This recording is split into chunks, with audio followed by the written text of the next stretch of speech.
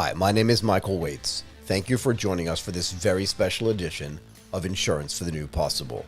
We are broadcasting live from the Chubb Insurance booth at the Singapore Fintech Festival, the largest fintech festival in the world and a knowledge platform for the global fintech community. We could not be more excited to be here. Now let's welcome Andy Tan, the Chief Commercial Officer at Atome, with whom we will discuss transitioning through credit, Atome's approach to responsible borrowing. We are back live at the Singapore Fintech Festival, and we are with Andy Tan, as we've already mentioned. Andy, do you come here often? Do you come here every time? Every year, I think. Do you really? Yeah. So are you originally Singaporean? I am Singaporean, yes. You'll like this. I told you before we started recording, I've been in Singapore for 3 months this year, but I've never been to this festival. Oh, okay. And let me tell you something else you don't know. When was my first time in Singapore, do you think? First time. First time. 5 years ago? How about December 1990? Oh, wow. December 1990? Yeah, probably before you were born. No. I asked you where you're from and if you come here a lot because I think it's filled with energy, right? Yeah. But I also think it's really international. If you Yes. walk around, companies from China, companies from Indonesia, companies from the United States, companies from Europe, 60,000 people from all over the world. You're Singaporean, but you were educated overseas. How do you think that changed the way you looked at just like the world in general? And then how do you think it drops down to the bottom of the funnel in the way you think, I now know different things than I might have known if I hadn't done that, and it helps me build better products for people in my region? Right. I think generally, Singapore has always been a node in Asia. It has. It's always been a gateway. Yep. Right. And a lot of international companies do come here. Have for a long time. Yeah, Go ahead. for a long time, right? But I think it's really truly because of the fintech revolution that combine Singapore's status as a financial hub together with our drive towards innovation and technology that's really brought everybody from the world here, right? Yeah. And that kind of energy can't be really replicated anywhere in the world, right? We are safe, we're well regulated. Everybody who comes here know exactly what they're going to get. Exactly. A great experience. You're going to meet new people. The network is great and stuff like that. There's no way to trade off that stability and getting what you expect to get with the output of just amazing experiences, Indeed, right? indeed. And particularly in the finance space. Indeed. I want to ask you about this. Talk to me about this philosophy you have about building a business that generally serves its customers genuinely, as opposed to just pushing them products. Sure. I think the traditional financial sector tends to just focus a lot on products, right? Yeah. As a fintech, we hope, or as a business, we do hope to be sustainable partners with our customers in general. You have to, right? otherwise you're not in business. Indeed, right? So we believe fully that we start with the customer, right? And we build a lifetime journey with them, right? Okay. We are there with them, right? We can't serve every single part of their financial journey, Right. but we sure hope to be the first to touch them. So when you're building this customer base and you want to be part of their financial journey, at some level as a business, you want to make sure that financial journey is as long as possible. Right? Because you did use the word sustainable, and not in the ESG case, although that's fair too. But in this idea, if we want to be with them for the whole time. But if that's the case, how do you tailor services to meet the needs of a younger, maybe even underbanked or underserved population and generation? Sure. Look, at the heart of our business is risk-taking, right? Underwriting risk at the end of the day. Much like insurance, right? But we underwrite credit risk. Okay. And in bite-sized pieces, right? What I would say is, in general, when you think about it that way, right? The insurance, we build on products, right? To add on and augment what we don't have. Go ahead. That's sort of how we think about it. Okay. Building ecosystem partners. We do what we do best, right? Which is providing credit scoring, underwriting the underbanked individuals at the early start of their financial journey. And then where we can't, right? We definitely don't have the heft of huge financial institutions, right? That's where we partner with them and build out a product suite tailored for them. It gives you the ultimate flexibility. Indeed. Again, if you're on a long journey with a particular cohort, how do you convince them? Because I remember how I learned about this, right? How do you convince them that having a credit history at all is actually important, and actually having a good credit history is even more important. Right. How do you do that? I think my experience in America really served to sort of provide a foil to the experience in Asia. Tell me. In America, right, I think everybody is very, very keen on ensuring that their credit scores are good, right? If not, you don't get access to housing, mortgages, you don't get access to car financing, etc., right? So credit scores, I would imagine, is very instilled in the American psyche. I remember hearing about it when I was a little kid. Like my mother brought me to a bank, I remember, for the first time when I was 5 years old. Indeed. While the Asian experience has been slightly different, in my opinion, my personal opinion, right?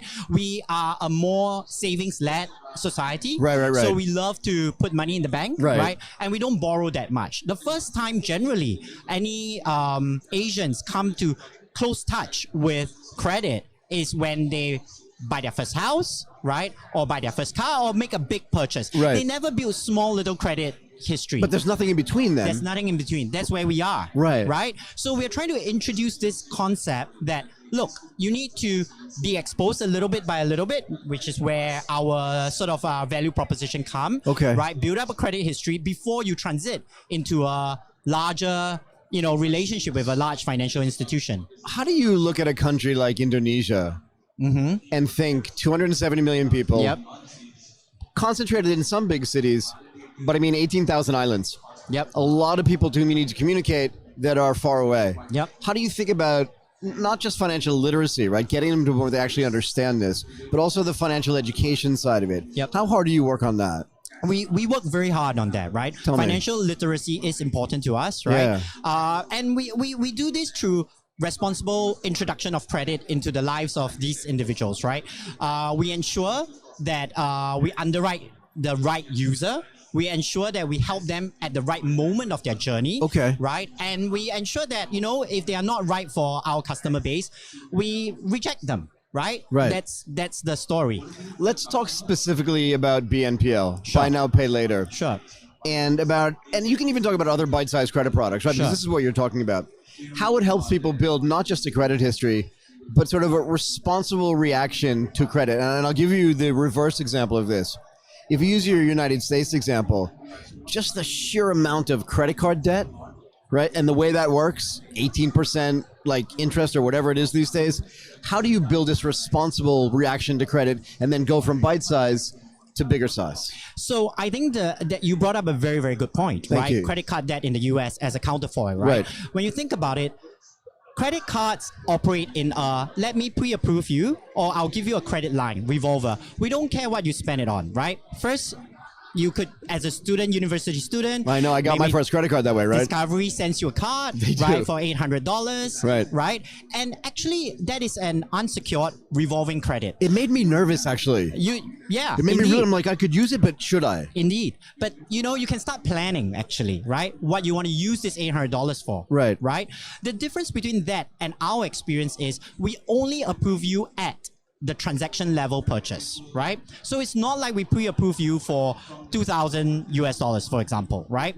You don't know your credit limit in general, right? So when you approach us or you use BNPL, right? You actually need to go through the journey of going to a shopping center. I like to use this example, right? You walk into the shopping center, you go to a store, right, where you want to purchase a piece of clothing, for example. And then at that moment of checkout, then the BNPL experience comes to you. So you don't go walking into the store planning to buy that Prada bag, right? With your credit card. Yeah, let's hope not. Yeah?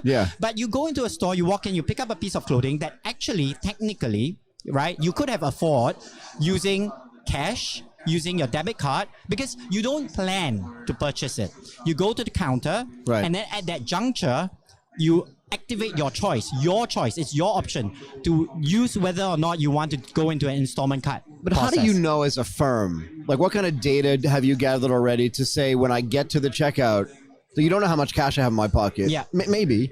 So how do you know that BNPL experience is going to be okay, not just for me, but for you or the lenders that are underwriting that? So clearly we have the usual algorithms, we are smartly powered. When the company first started, we were risk-led enterprise, right? We sold customer onboarding, KYC, credit scoring as the start. So we led the market with risk.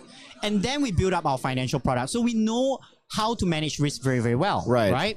And to your point on how we score these customers, right? Other than the traditional data sets, we use alternate data sets. Alternate data sets. But what does that really mean, though? That just means we match merchants, we score the merchants as well, right? So we know, for example, that some electronics are higher risk category, big purchases are high risk categories, right?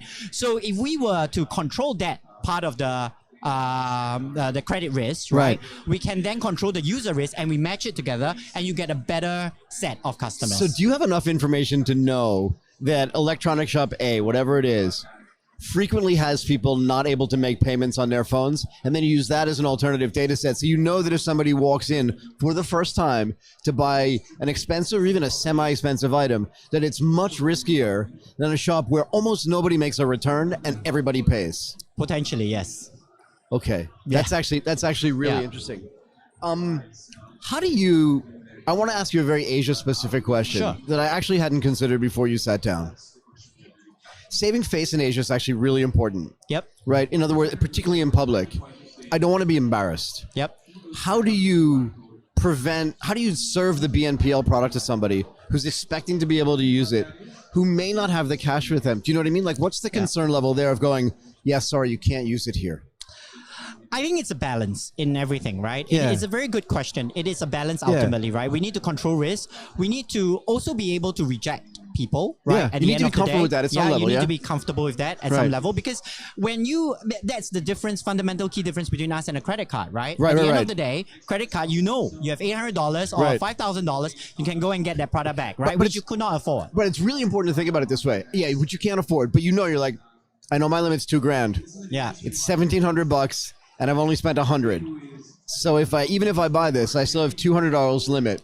I'll figure out how to pay for it later. Exactly. But in a way, this is how you create the discipline though, right? Yep. Because you're saying, you may want that, but actually we're not going to allow it. Yep. Not for us. We would make more money if we let you do that. Exactly. But you'll be in trouble if we let you do that. Yep. Interesting. So that's sort of how we think about responsible financial inclusion, right? We help you think about paying, right? When you start paying an installment, you actually create a sense that, hey, I got to pay this debt, right? Yeah. How do you message that though to your customers? In terms of the installment? Not just the installment, this idea of like, we're doing this to help you out. Yeah. To make your life more convenient and to make it better, not to get you into a bad credit situation. Yep. So if we say no, we're not saying no to be frivolous. Yep. We're saying no to actually help you out. Yeah. It's a tough messaging to give, It right? is. But I think we do that pretty well, right? We start small with 3 BNPL. That's very bite-sized. Yep. We try to, if you're a first-time user with us, right? We test you out, right? And actually, the point of contact between you and us or the merchant, for example, it's not frequent. Like you cannot use it at all grocery stores, for example, or every day. Exactly, right? So actually, you start training the data sets. You start training yourself, and then you get there. Yeah. I would love to understand, you don't have to answer, but I would just love to understand, as a person who's so interested in this, what the data trends are. Yeah. Do you know what I mean? So what it looks like when someone has never used a product like this before, that they actually use it, they pay it off, they try to use it again, maybe they get shut down, but they're not bothered by it, and then they get better at it, and then you see them move on in their credit history. Sorry, go ahead. So I wanted to respond to that immediately, right? Obviously, we are in Southeast Asia. Yep. People forget that Asia is not one contiguous continent, right? Absolutely. It's plenty of jurisdiction. User behavior differs between Indonesia to Singapore to Malaysia. One of my favorite conversations. Exactly. Go ahead. So I think to your point, right? You build credit history differently in different countries. That's the first point I would make, right?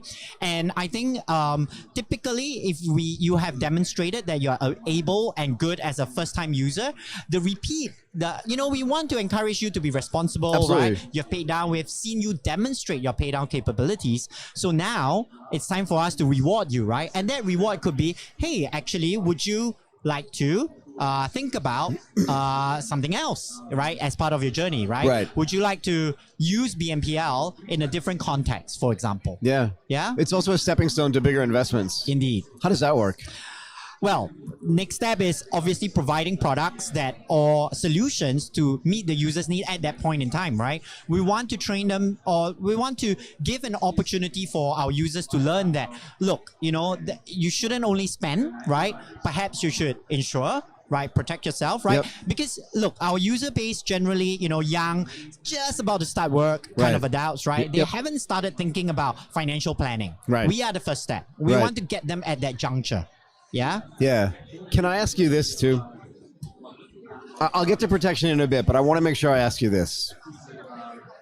270 million people in Indonesia, we already mentioned. 670 million, let's call it 700 million people in all of Southeast Asia. I understand not only Vietnam is different than Singapore, but there are places in Vietnam that are different than other places in Vietnam. Exactly. The customer behavior is not always going to be the same. Exactly.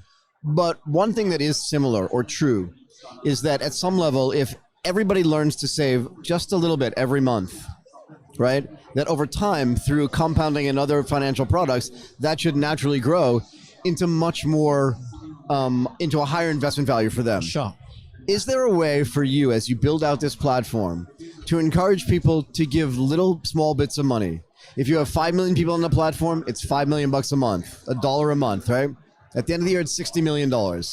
At the end of 12 years, it's $720 million. Of course. To be able to build on top of what you're building, maybe in a regulated basis, a mutual fund business, a wealth management business that then says, not only will we work with other companies, I get it, and that's great, but now we can actually help people build real financial freedom later on in life. Yeah.